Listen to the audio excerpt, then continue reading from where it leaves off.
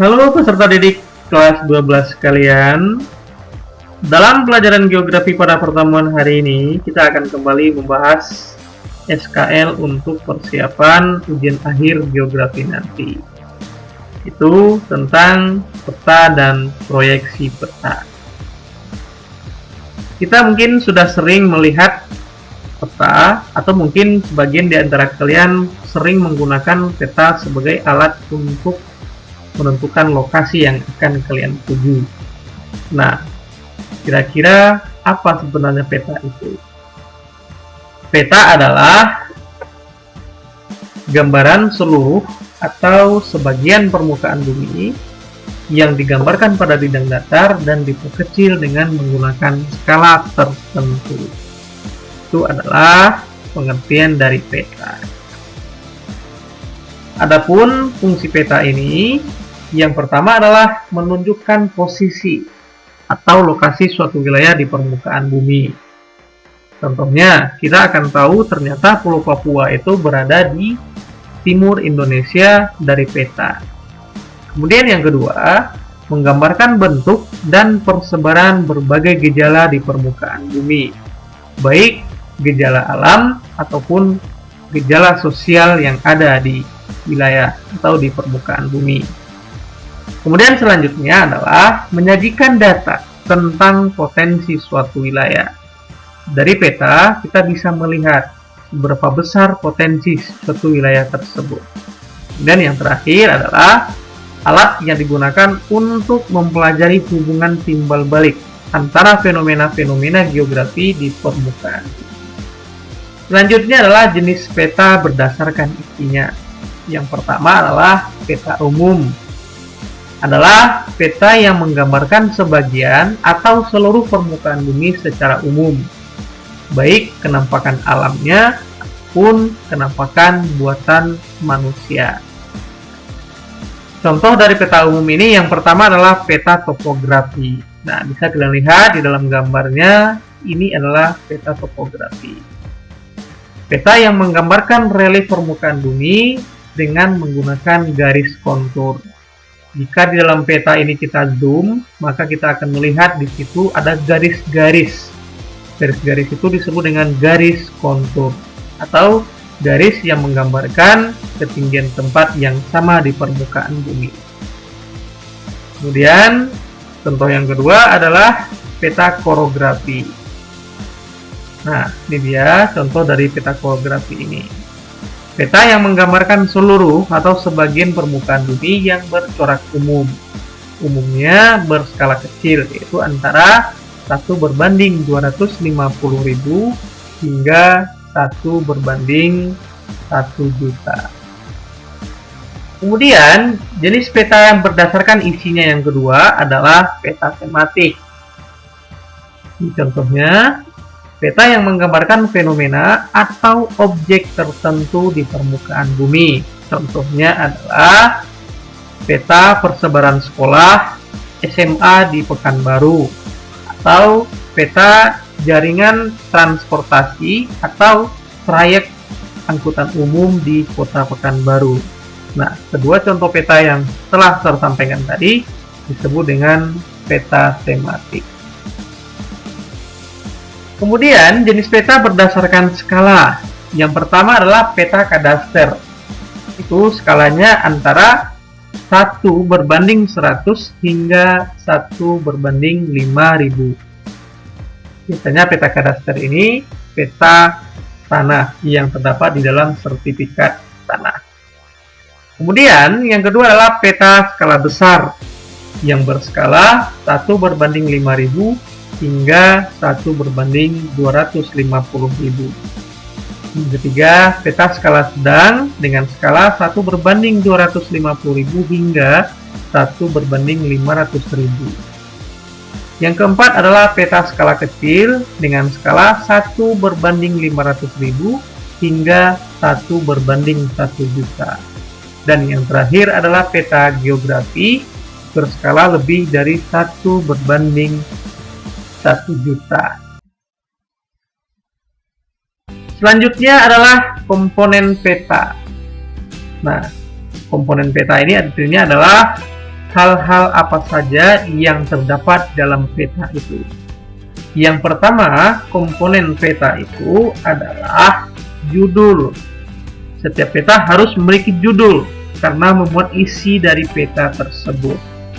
Di dalam gambar ini, judulnya adalah peta sebaran titik panas di Provinsi Riau. Itu adalah judul petanya. Kemudian yang kedua adalah arah mata angin. Arah mata angin adalah orientasi penunjuk arah mata angin. Biasanya peta-peta yang ada di Indonesia, arah mata anginnya selalu menunjuk ke arah utara.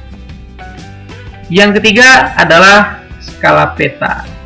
Skala adalah perbandingan antara jarak pada peta dengan jarak sebenarnya. Ada beberapa jenis skala ini. Yang pertama, skala numerik. Skala peta yang menggunakan angka atau bilangan pecahan sebagai pembandingnya.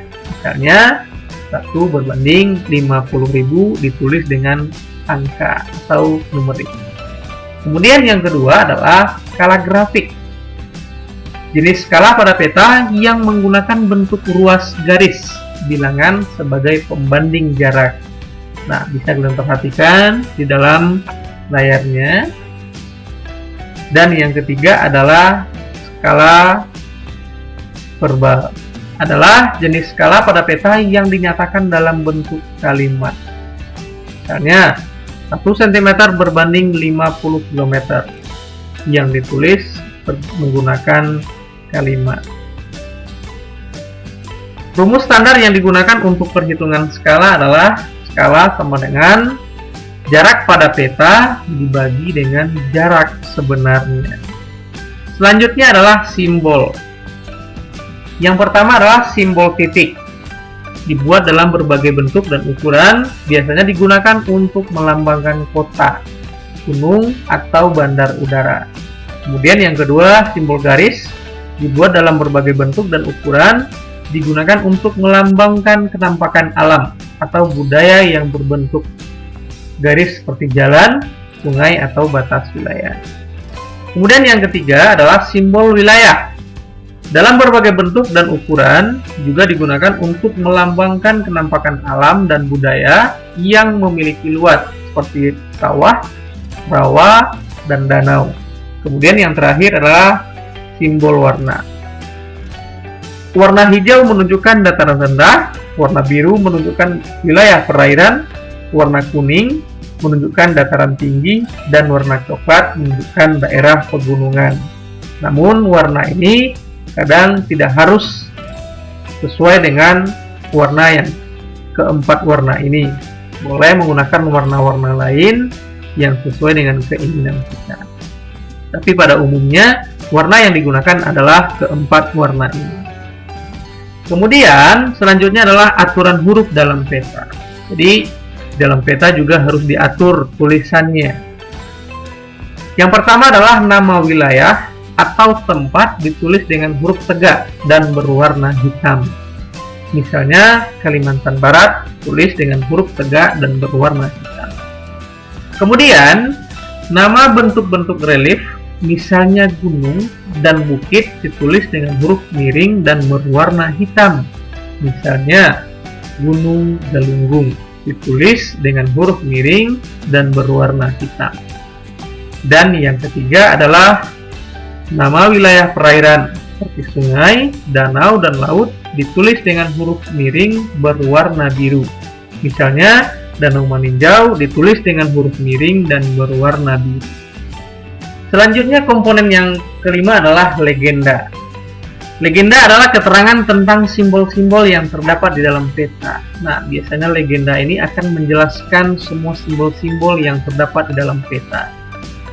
Kemudian, yang keenam adalah garis astronomis atau garis koordinat. Di dalam peta juga harus menyajikan garis koordinat, yaitu garis lintang dan garis bujurnya. Yang ketujuh adalah garis tepi. Nah, di dalam peta yang ditampilkan ini tidak ada garis tepinya. Seharusnya peta itu memiliki garis tepi sebagai batas wilayah peta yang digambar. Kemudian yang kedelapan adalah peta inset. Peta inset boleh ada dan boleh tidak. Kemudian yang kesembilan adalah sumber peta. Peta ini harus jelas sumbernya. Misalnya dalam peta ini sumber datanya adalah NASA Film Modis. Dan yang terakhir adalah tahun pembuatan peta. Di dalam peta harus dimuat tahun berapa dia dibuat. Nah, inilah setidaknya ada 10 komponen yang ada di dalam peta. Selanjutnya adalah proyeksi peta. Merupakan teknik yang digunakan untuk menggambarkan sebagian atau keseluruhan permukaan bumi 3 dimensi yang berbentuk bola ke bidang datar 2 dimensi dengan kesalahan sesedikit mungkin. Atau dengan kata lain adalah cara untuk menggambarkan bentuk permukaan bumi dari bidang lengkung atau dari bentuk 3 dimensi ke bidang datar. Nah, ada 3 syarat yang harus dipenuhi dalam proyeksi peta. Yang pertama adalah konform. Bentuk yang digambarkan di peta harus sesuai dengan yang aslinya. Kemudian yang kedua, ekuivalen. Daerah yang digambarkan di peta harus sama luasnya dengan yang aslinya. Dan yang terakhir adalah equidistant. Jarak yang digambarkan pada peta harus tepat perbandingannya dengan jarak yang sesungguhnya. Nah, ini ada 3 syarat yang harus kita penuhi dalam melakukan proyeksi peta. Secara umum ada 3 jenis proyeksi. Yang pertama adalah azimut atau azimutal, kemudian kerucut, dan silinder. Kita akan bahas satu persatu dari jenis peta ini. Kita akan bahas satu persatu dari jenis-jenis proyeksi peta tersebut. Yang pertama adalah proyeksi azimut atau sering disebut dengan zenital atau bidang datar. Adalah bidang proyeksi yang berupa suatu bidang datar yang menyinggung bola bumi pada kutub. Atau dengan kata lain, proyeksi azimutal ini sangat cocok untuk menggambarkan wilayah-wilayah yang ada di sekitar kutub. Kemudian yang kedua adalah proyeksi kerucut atau konikal. Adalah garis yang memotong atau menyinggung globe dan bentangnya ditentukan oleh sudut puncaknya. Nah, biasanya proyeksi kerucut ini akan sangat cocok untuk menggambarkan wilayah-wilayah yang ada di sekitar lintang tengah atau lintang 45 derajat, baik bagian utara maupun bagian selatan.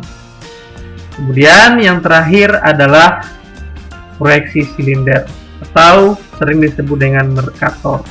Adalah proyeksi yang berupa garis lurus vertikal atau berbentuk tabung. Biasanya proyeksi ini akan sangat cocok untuk menggambarkan wilayah-wilayah yang ada di sekitar ekuator bumi, termasuk Indonesia. Nah, demikianlah pelajaran kita pada pertemuan hari ini. Semoga apa yang telah saya sampaikan dapat dipahami dengan baik. Akhirnya saya ucapkan terima kasih.